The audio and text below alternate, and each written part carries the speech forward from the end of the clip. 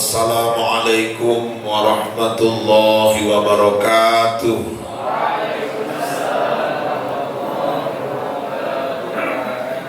Innal hamdalillah wassalatu wassalamu ala Rasulillah wa ala alihi wa sahbihi wa mawalah. La haula wa la quwwata illa billah. Rabbi adkhilni mudkhala sidqin wa akhrijni mukhraja sidq waj'alni min ladunka sultanan nasira. Wa qul ja'al haqqu wa zahaqal batil innal batila kana zahuqa.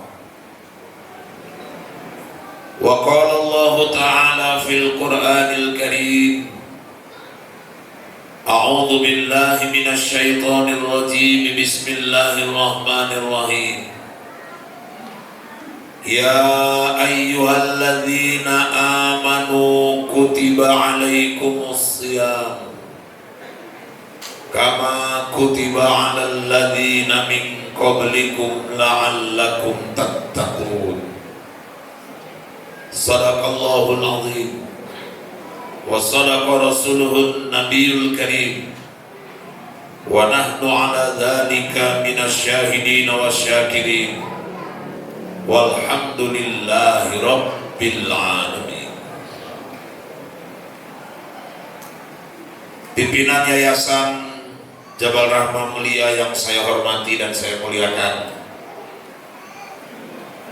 Ustaz Asnan yang saya hormati, saya banggakan, para kepala-kepala sekolah yang hadir pada sore hari ini, para asatidz, tuan-tuan guru kami, para pendidik, dan seluruh dewan guru, karyawan Jabal Rahmah Mulia rahimakumullah.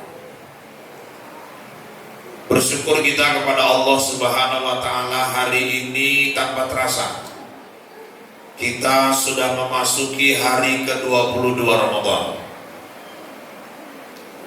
Waktu tanggal 17 Ramadan yang lalu saya ada mengisi acara buka puasa bersama. Saya sampaikan juga hal yang sama, Bapak Ibu, tanpa terasa kita sudah berada di hari ke-17 Ramadan. Banyak ada yang nyaut, yang gak terasa, yang gak puasa, Ustaz, yang puasa terasa juga. Rupanya udah hajab kali waktu nahan puasa. Mudah-mudahan seluruh rangkaian amal-amal ibadah kita dari awal Ramadan sampai hari ini semua diterima di sisi Allah Subhanahu wa taala. Amin ya rabbal alamin. Bapak-bapak, ibu-ibu, saudara-saudari, rekan-rekan, para pendidik Jabal Rahmah Mulia yang dirahmati Allah, kita ketahui bersama bahwa hakikatnya sebenarnya kita ini adalah penduduk surga, karena asli kakek nenek kita memang dari sana. Semua kita tahu bahwa dulu ketika kakek kita diciptakan Nabi Adam, Allah tempatkan beliau di surga. Namun karena memang fitrah manusia ini adalah makhluk sosial, kita tidak bisa hidup sendiri tanpa orang lain. Walaupun surga itu dengan berbagai macam bentuk kenikmatan dengan fasilitas yang ada di dalamnya, ternyata Nabi Adam sendirian galau juga. Tanpa dia minta, Allah tahu, diciptakanlah nenek kita Siti Hawa. Tinggallah mereka berdua. Allah perintahkan, silakan nikmati apapun yang ada di surga ini. Fala sajarata fatakuna minas zalimin. Tapi itu pohon jangan kalian dekati ya, kata Allah. Ada satu pohon larangan yang guru-guru kita dulu bilang, namanya pohon kuldi. Ada satu kejadian waktu itu Allah perintahkan seluruh malaikat sujud kepada Adam dan semuanya sujud illa iblis. kecuali iblis. Alasan iblis waktu itu dia tidak mau sujud, aku duluan diciptakan kok. Masa pula yang duluan diciptakan sujud kepada yang belakangan diciptakan? Aku dari api, dia dari tanah, gak pantas yang diciptakan dari api sujud kepada yang dari tanah. Kata Allah, aba wastakbara wa kana minal kafirin. Iblis, kau sombong, kau angkuh. Jadi ciri-ciri orang sombong itu kalau dia merasa dirinya lebih dari orang lain. Nah, kadang ada juga tuh di kampung-kampung gitu juga, ada anak muda hafal Quran, majukan jadi imam. Alah, anak baru kemarin itu, aku lebih banyak makan garam daripada dia. Karena banyak makan garam, kerbola yang lebih banyak makan garam. Masih muda, lajang, kalau hafal Quran, kenapa rupanya? Kita hafal cuma inna atoina sama inna lillahi wa inna ilaihi raji'un. Jadi belakang aja lah. Jadi bapak-bapak, ibu-ibu yang dirahmati Allah, iblis mengatakan aku lebih pantas, aku lebih dulu diciptakan, tidak pantas aku sujud kepada yang belakangan diciptakan.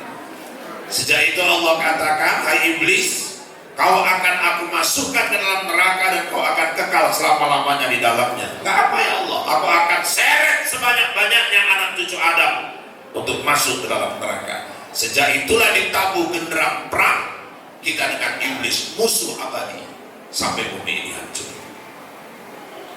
Iblis pun berusaha untuk menjerumuskan Adam, tapi gak mempan.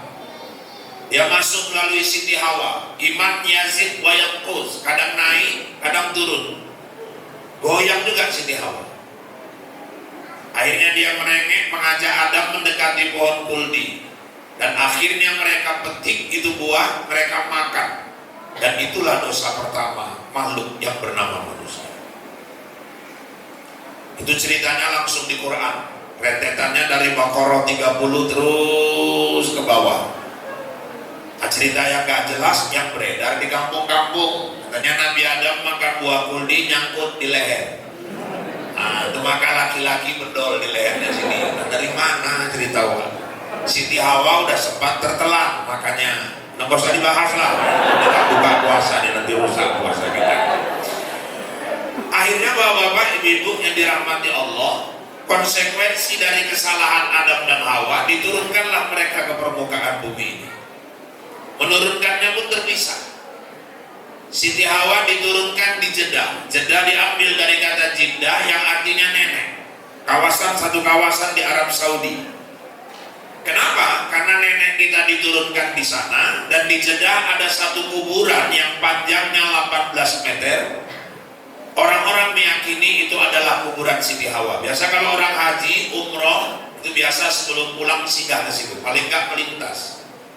Saya berdoa mudah-mudahan keluarga besar Jabal Rahmah semuanya nanti akan sampai kakinya ke tanah suci. Amin. Amin ya rabbal alamin. Karena masalah ke tanah suci ini beda bu ya, sama orang pergi ke Sydney, orang pergi ke Washington. Kalau sana mungkin ya lah faktornya harus ada harta, uang.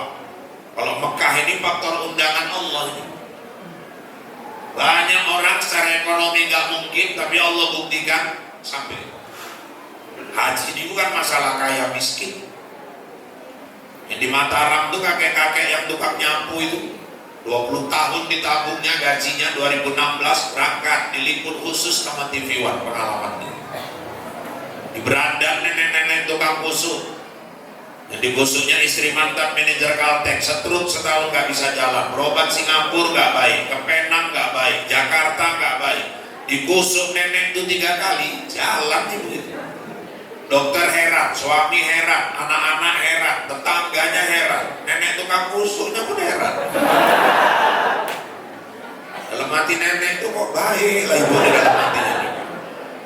Kelang 3 hari datang dia sama suaminya, dia bilang, nek, tengok nek, aku udah bisa jalan, aku sepakat sama suami, kami berangkatkan nenek berangkat haji. Kalau Allah berkehendak, tukang kusuk pun berangkat. Tukang bubur, sinetronnya pun ada. Malah di Batang Serangan Langkat, ibu-ibu, ada bapak-bapak nanam kacang tanah 3 ranting, panen, berangkat haji, dijualnya kacangnya Ustaz, sama tanah-tanahnya dijual. Ya kalau kacangnya nggak cukup lah, ibu macam mana gitu. Siti Hawa diturunkan di Jeddah. Nabi Adam diturunkan di daerah pegunungan Himalaya, India. Kalau saya kan di Bombaynya, kami agak jauh itu. Berapa lama mereka terpisah? Lebih kurang 100 tahun. Pola maka Ustaz, ya Nabi Adam umur 1000, Siti Hawa 950. Akhirnya mereka saling cari. Dua orang yang saling mencintai dipisahkan Allah. Akhirnya bertemulah mereka di sebuah bukit. Bukit itu bernama tempat naungan kita bekerja hari ini. Itulah Jabal Rahmah, bukit kasih sayang. Saya nggak bisa bayangkan itu kalau di sinetron kan luar biasa itu. 100 tahun bisa. Saya umroh 13 hari aja nggak jumpa Anjeli, sekali jumpa kayak mana. Ini 100 tahun. Bertemu mereka, tersungkur, bersujud, mohon ampun kepada Allah. Dari bibir mereka keluarlah doa yang populer sampai hari ini. Kita semua hafal doa itu. Rabbana zalamna anfusana wa illam taghfir lana wa tarhamna lanakunanna minal khasirin. Ya Rabb, sungguh kami telah menzalimi diri kami sendiri. Ampuni kami. Bila Kau tidak mengampuni kami, sungguh kami adalah orang-orang yang merugi. Sejak itu Jabal Rahmah itu diyakini orang, bukitnya itu tempat makom mendoakan orang-orang yang sulit dapat jodoh.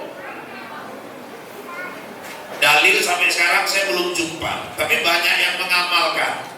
Alhamdulillah terkabul juga memang. Ada yang terkabul, ada yang enggak. Ini pengalaman pribadi sih. 2003 saya berangkat haji yang pertama. Datang jamaah ibu-ibu, gadis tua, 42 tahun. Tak tolong dia. Assalamualaikum Ustaz. Waalaikumsalam. Saya dengar Ustaz mau pergi haji. Ya. Tak tolong Ustaz, nanti di Jabal Rahmah itu doakan. Aku udah 42 tahun Ustaz, belum kawin-kawin. Ajab juga nahan kan ya lama-lama. Ustaz ada sarung cap gajah duduk. Wah, diminta doakan pun nyogok juga. Saya terima sarungnya, saya catat namanya. Dalam 3 hari datang pula gadis 28 tahun Pak, 3 kali tunangan gagal terus, padahal cantik orangnya.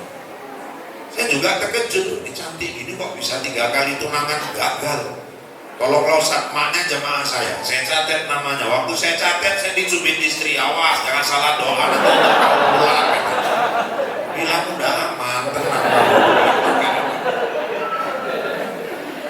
Yang ketiga, makcik saya sendiri, anak adik nenek saya, tinggalnya di Jalan Panglima Denai. Pas saya syukuran mau berangkat, datang dia sama nenek. Nenek saya bilang, Pak, kau doakan makcikmu itu. Udah 37 tahun belum nikah-nikah. Saya tulis namanya. Berangkat saya gelombang 2 langsung Mekah. 3 hari menjelang pindah Madinah, naik saya Jabal Rahmah. Saya nggak ada amalan sholat, zikir segala macam, cuma doa aja di depan tugu itu. 3 sesuai amanah saya doakan. Pindah saya ke Madinah, 3 hari menjelang pulang ke Medan. Waktu itu handphone belum kayak sekarang. Jujur saya belum punya handphone waktu itu. Telepon melalui wartel, ngobrol sama orang rumah. Istri nanya, Bang, ada apa? Itu ibu yang orang Kuala itu udah abang doakan. Yang mana? Yang gadis 42 tahun itu. Oh yang minta jodoh? Iya. Oh itu cerita Mekah nih. Ini udah Madinah. Udah abang doakan belum? Udah. Subhanallah Bang, betul-betul tanah haram lah itu. Kenapa? Semalam ibu tuh kemari. Maksudnya saya disuruh besok malam ke rumahnya kalau abang izin. Maksudnya apa? Nerima lamaran. Allah Akbar. Saya masih di Madinah itu Bu. Saya letakkan gagang telepon, sujud syukur saya di wartel. Pulang saya nikah ibu tuh dapat duda 63 tahun. Ya jadilah daripada nganggur terus ya kan. 63 tahun pun pensiunan PNS Bu, kepala sekolah. Artinya bulanannya jelas. Kelam 3 bulan yang gadis 28 tahun itu, sekarang anaknya udah 2. Alhamdulillah. Nah, yang hajab makcik saya sendiri. Ini 10 tahun, 2003 saya doakan, nikahnya 2013. Ini cerita di masjid dan cerita sedang puasa, saya nggak ngada-ngada. Itu dapat jodoh lebih parah lagi Mbak, 71 tahun. Istri saya sampai marah, kurasa salah doa lah Mbak. Kenapa kok tua-tua kali? Kata dia, memang begitu jodohnya gimana, aku bilang sama dia. Tapi alhamdulillah setelah ditelaah rupanya kakek itu, alhamdulillah di Sosa sama Pekanbaru sawitnya 35 hektar. Di Medan dia punya rumah sewa 18 pintu dan 6 bulan nikah, ninggal Bapak Ibu, alhamdulillah dapat warisan terakhir masih. Berarti kan nggak salah doa juga aku waktu itu. Jadi Bapak Ibu yang dirahmati Allah, saya kembali mau ingatkan kita, ternyata sebenarnya asal kita ini dari surga. Kakek nenek kita itu asalnya dari surga. Dan kita ini semua mau kembali lagi ke sana. Sekedar mengingatkan, maka coba kita perhatikan, kalau ada di lingkungan kampung kita ada orang meninggal dunia, perhatikan tokoh-tokoh, para ustadz ketika menyampaikan kata-kata pelepasan jenazah, apa yang disampaikan? Bapak ibu sekalian yang dirahmati Allah, hari ini ahli baik Pak Pola telah berpulang ke rahmatullah. Orang meninggal sering disebut berpulang. Kenapa ada kata pulang? Pulang itu menunjukkan kita kembali ke asal. Asal kita yang sebenarnya, kita adalah penduduk surga. Dan kita semua mau pulang ke sana. Dan saya yakinkan keluarga besar Jabal Rahmah ini insya Allah semuanya akan pulang ke surganya Allah Subhanahu wa Ta'ala. Dengan satu syarat, wala tamutunna illa wa antum muslimun. Jangan mati melainkan tetap dalam keadaan Islam. Insya Allah semua pasti balik ke surga. Cuman memang dia ada dua jalan, ada yang langsung, ada yang transit dulu. Transitnya masuk neraka Ustaz. Saya nggak menyebutnya itu neraka, itu wisata api panas. Ya, berapa lama itu Ustaz? Ya tergantung dosa masing-masing. Kan hadis Nabi yang bilang, pokoknya ada yang 1 hari, ada yang 3, 7 hari, ada yang sebulan. Cuma problemnya 1 hari di neraka lamanya sama dengan 1000 tahun di dunia.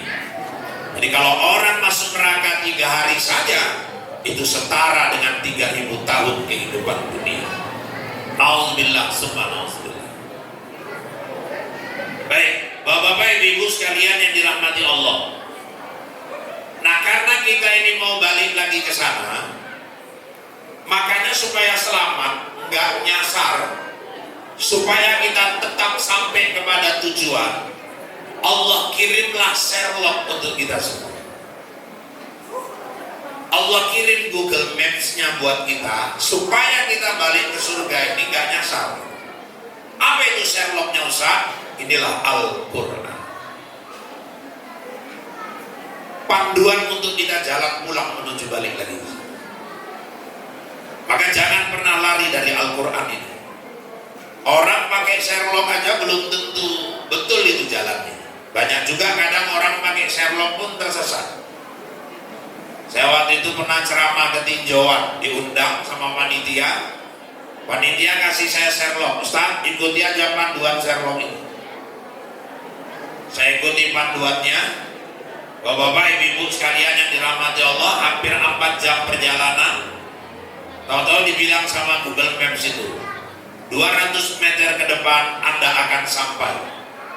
Sebaik berhenti, saya tengok sebelah kiri, plak, tanah wakaf. Bapak-bapak, ibu-ibu, apa maknanya? Kita hanya sekedar mengandalkan Google Maps, tapi tidak mau bertanya.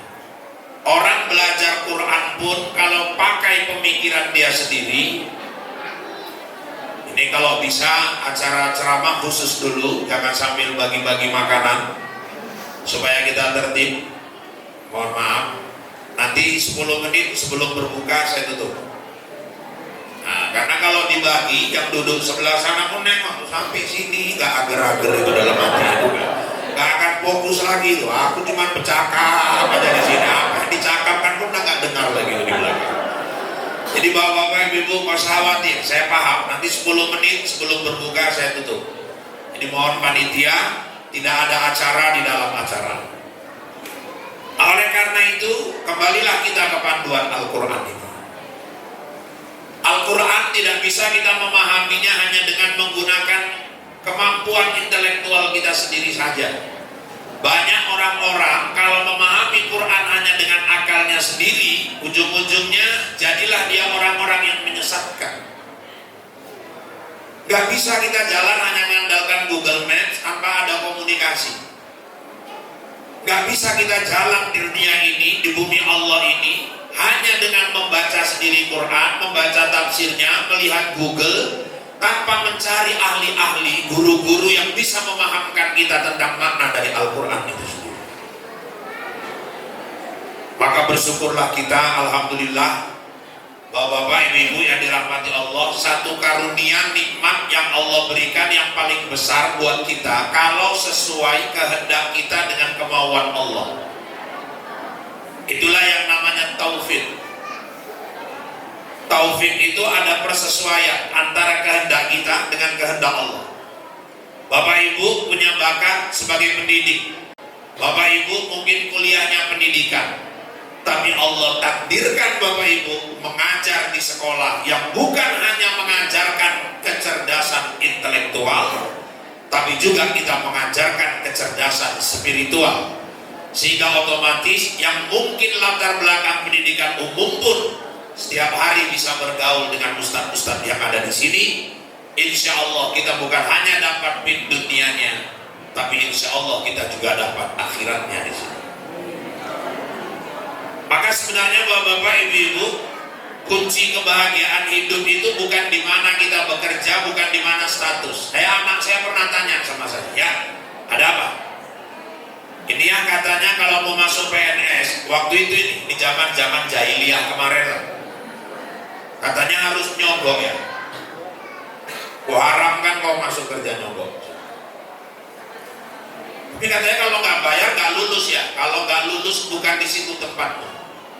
Cari rezeki di jalan yang lain. Itu ada yang bayar 150 juta ya, nggak usah. Daripada kau masuk PNS, kau bayar 150 juta, ada uangmu 150 juta, keluarkan aja 80 juta. Untuk apa ya? Kawin di PNS. Bilang gitu sama dia. Kan dapat PNS juga kita bilang sama dia. Kalau bapaknya orang ngetop sikit, kita naikkan sikit 100, masih ada limpul lagi duit kita bilang. Kita ini kadang-kadang suka memaksakan kehendak kita nggak mau mengikuti kehendak Allah. Allah nggak menakdirkan kita di situ, Allah sediakan tempat yang terbaik. Yang kita anggap baik, belum tentu itu yang terbaik. Yang Allah beri, itulah yang terbaik. Anda berulang kali mungkin udah ikut PNS nggak lulus, nyatanya hari ini Allah takdirkan Anda di sini. Yakin tempat inilah yang terbaik buat Anda. Mau kita belum tentu sama dengan maunya Allah. Ada orang masuk tentara, Pak, ya Allah, bayar 200 juta, udah lulus, tiarap-tiarap di peceran, berenang ditembaki kanan kirinya, kok bodoh. 200 juta. Kalau orang tuanya pintar, dididik anaknya, bawa ke Pekanbaru, cari lahan yang masih murah, beli bibit yang bagus, ditanam, dididik anaknya, cara pupuk yang benar bagaimana. Sekarang harga sawit luar biasa, berkembang, terakhir dibayarnya tentara jaga ladang dia. Jangan paksakan mau kita, maunya Allah itu yang terbaik. Ada anak lajang doa, tiap hari minta, ya Allah berilah aku jodoh kaya, pintar, cantik, kaya, pintar, cantik, ya Allah kasihlah aku jodoh kaya, pintar, cantik. 3 tahun doa bu, gak kabul-kabul. Orang doa minta yang sempurna, semua untuk dia, kaya, pinter, cantik, mau sama dia semua. Kalau ada kayak gitu, aku sama Pak Asnan belum mau lagi. Nyari yang betul-betul sempurna yang payah lah. Kadang kaya, pinter, muka hancur. Ada yang cantik, kaya, mau. Duduk, pelonga, pelongo, ada mata kedap, kedip, didekati, tahu-tahu ngeces. Dia minta yang sempurna, kaya, pinter, cantik. 3 3 tahun Pak, gak dapat. Ada rezeki umroh di depan Ka'bah, dia langsung doa, ya Allah kasihlah aku jodoh, kaya, pintar, cantik. Selesai umroh pulang, 5 bulan sesudah umroh pun belum dapat. Sholat dia ke masjid, sholat isya. Pulang dari sholat isya, naas, dikejar-kejar anjing. Nah, ini ilmu juga ini Pak, bukan ngajari, mohon maaf. Kita kalau dikejar anjing itu rupanya nggak boleh lari Pak. Kalau dikejar cari tembok, naik, atau cepat jongkok. Kalau kita lari, kita pasti kalah. Kenapa? Dia kakinya 4, kita cuma 2. Udah 2, semuran pula. Dia dikejar lari sekencang-kencangnya.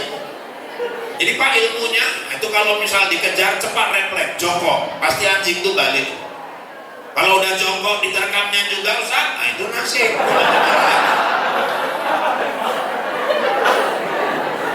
Dia lari sekencang-kencangnya, diterkam anjing itu, akhirnya keroak di betisnya. Bapak-bapak, ibu-ibu, selamatkan warga, naikkan ke mobil, bawa rumah sakit. Di jalan dia berburuk sangka kepada Allah, ya Allah aku minta jodoh kaya, pinter, cantik, kok malah anjing kayak kau kirim ya Allah. Suntik rabies, SOP, masuk ruang rawat inap, diimpus. 1 jam kemudian datang dokter yang merawat dia. Dokternya kaya, pinter, cantik, kenalan, sama-sama jatuh cinta. Rupanya gigitan anjing itu yang nganterkan dia jumpa sama jodoh. Yang kita anggap jelek bisa jadi menurut Allah itu yang baik.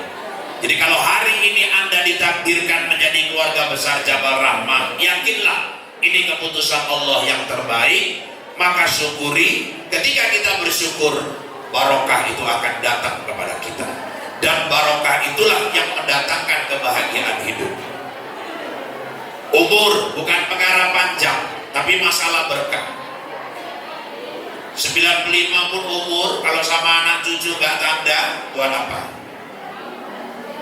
Zainuddin MJ umur 62 tahun meninggal, tapi berkah itu hidup. Kenapa? Udah 11 tahun meninggal, tapi sampai hari ini nasihatnya masih didengar di masjid-masjid.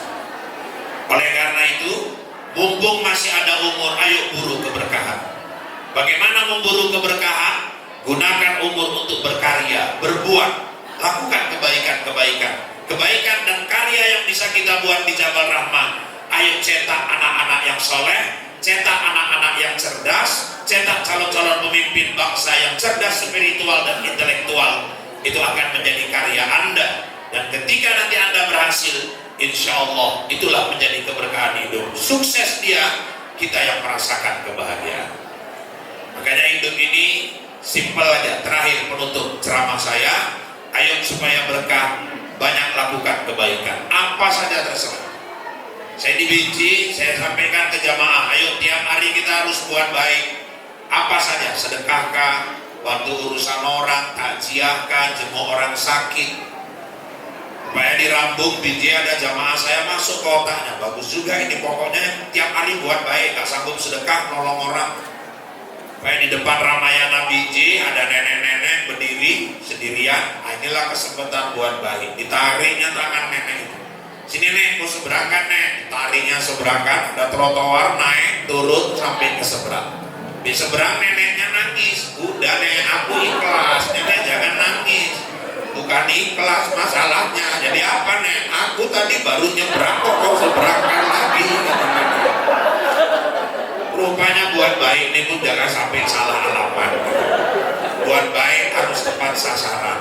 Nah, oleh karena itu sisa-sisa Ramadan ini kita manfaatkan untuk banyak berkarya, melakukan kebaikan-kebaikan agar hidup kita berkah, agar Allah berikan kebahagiaan hidup buat kita di dunia wal akhirah. Rasulullah SAW sudah mengingatkan kepada kita semua, rahimah anfu abdin dakhala alaihi Ramadan falam yughfar lah.